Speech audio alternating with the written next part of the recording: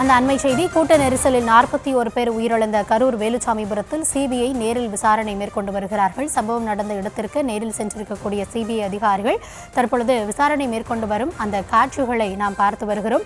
கூட்ட நெரிசல் ஏற்பட்டது எப்படி என மக்களிடமும் அவர்கள் விசாரணை நடத்துவதாக கூறப்படுகிறது. இது குறித்த கள தகவல்களோடு நம்முடைய செய்தியாளர் பிரபாகரன் இணைகிறார். பிரபாகரன், வணக்கம். தற்பொழுது சிபிஐ அதிகாரிகள் வேலுச்சாமிபுரத்தில் விசாரணை மேற்கொண்டிருக்காங்க. இன்றைய தினத்தில் இன்னும் வேறு எந்தெந்த இடங்கள் எல்லாம் விசாரணை மேற்கொள்ளப்படும் அப்படின்னு தெரிய வந்திருக்கிறது. களத்துல யாரிடமெல்லாம் அவர்கள் விசாரணையை மேற்கொண்டு இருக்கிறார்கள்? வணக்கம் கௌதமி. கரூர் வேலுச்சாமிபுரம் பகுதியில் சம்பவ இடத்தில் முதல் முறையாக ஆய்வு செய்யும் சிபிஐ அதிகாரிகள் சூடுபிடித்துள்ள கரூர் வழக்கில் சாட்சியங்களை விசாரித்த நிலையில் சம்பவ இடத்திற்கு சிபிஐ அதிகாரிகள் விசாரணை நடத்தி வருகின்றனர். கரூர் வேலுச்சாமிபுரத்தில் கடந்த மாதம் 27ஆம் தேதி தமிழக வெற்றிக் கழக தலைவர் நடிகர் விஜய் பரப்புரையின் போது கூட்ட நெரிசலில் சிக்கி 41 நபர்கள் உயிரிழந்தனர்.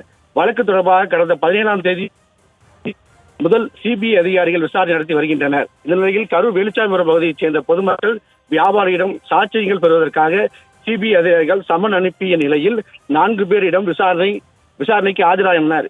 வழக்கு விசாரணை அதிகாரியாக சிபிஐ கூடுதல் எஸ்பி அவர்கள் சமன் அனுப்பிய நிலையில் சிபிஐ அதிகாரிகள் தங்கியுள்ள சுற்றுலா மாலைக்கு பொதுமக்கள் போட்டோகிராபர் டிபார்ட்மெண்ட் ஸ்டோர் உரிமையாளர் என எஸ்ஐடி தரப்பில் இதுவரை நடத்தப்பட்ட விசாரணை அடிப்படையில் ஆஜராகியிருந்த நிலையில் தற்போது சம்பவம் நடைபெற்ற வேலுச்சாமிபுரம் பகுதியில் முதல் முறையாக ஆய்வு செய்து வரும் சிபிஐ அதிகாரிகள் சூடுபிடித்துள்ள கரூர் வழக்கில் சாட்சிகளை விசாரித்த நிலையில் சம்பவ இடத்தில் 11 சிபிஐ அதிகாரிகள் விசாரணை நடத்தி வருகின்றனர்.